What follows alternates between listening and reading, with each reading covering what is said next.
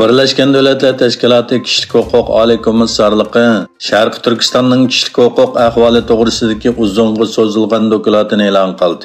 Dokladga asoslanganda Xitoyning Sharq Turkistondagi Uyg'ur va boshqa musulmonlarga qilayotgan zulmlari insoniyatga qarshi jinoyat hisoblanadi. Sharq Turkiston Madaniyat va uchur markazining sobiq raisi Abdujalil Qarqash bu haqda bayonot e'lon qilib, mazkur dokladning e'lon qilinishining Xitoy Kommunist hukumatining hamon bir kuni erkiy qirg'inchilik jinoyati uchun hisob beradiganligining bir signali ekanligini o'tirg'a qo'ydi.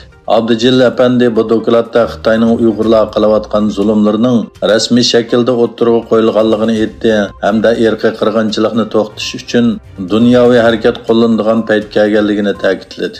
Qarqash bayonotida mundaq dedi: "Men demokratik g'arb dunyosini, musulmon va turk dunyosini, Birlashgan Davlatlar Tashkiloti va boshqa kishilik huquq tashkilotlarini Xitoyning erkiy qirg'inchilikni to'xtatish uchun konkret tadbir qo'llanishiga chaqiraman."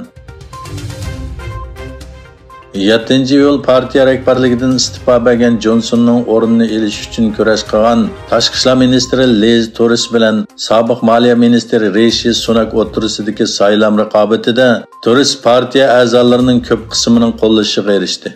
İki farzandining onasi bo'lgan Truss yangi bosh ministr bo'lib saylandi hamda Margaret Thatcher va Theresa May'dan keyin Angliyaning 3-ayol bosh ministri bo'ldi.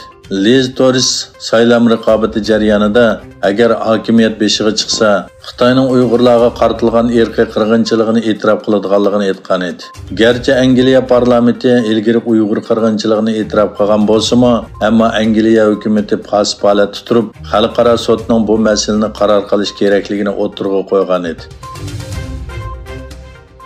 Kişilik huquqini kuzatish tashkiloti Xitoy doiralarining Tibetning har qaysi joylarida yasli bolalarni o'z ichiga olgan bolalardan ota-onasining ruxsatisiz DNA avrishkisini to'plaganligini o'tirg'a qo'ydi. Kişilik huquq kuzatish tashkiloti e'lon qilgan yangi dokladga qaraganda Xitoy doiralari Tibetdagi barliq kishilardan DNA avrishkisini to'plashga boshlagan. Dokladga asoslanganda kishilarning DNA avrishkisini yig'ishning hech qanday asosi yo'q bo'lib, u butunlay kishilik huquqiga daxl tarz qilganlik bo'ladi. Shundaqla kishilarning DNA avrishkisi bilan ta'minlashni rad qilish huquqining boy yo'qligiga oid hech qanday paket yo'qligi ta'kidlandi.